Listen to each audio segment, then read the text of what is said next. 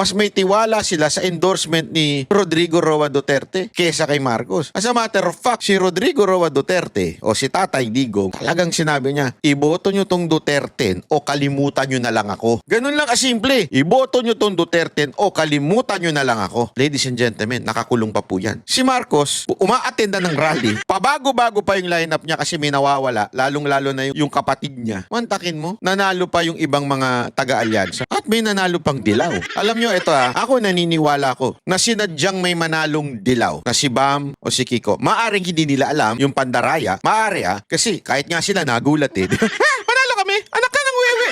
Hindi nga sila nanalo ng mga di ba? Na inodoro nga sila Bakit sila nanalo bigla? Ako, isa lang ang basa ko dito. Sa tingin ko, iyan ay pakikipag-alliance ng Marcos government o ng Marcos Araneta Romualdez government sa mga dilaw para po madagdagan sila ng bilang.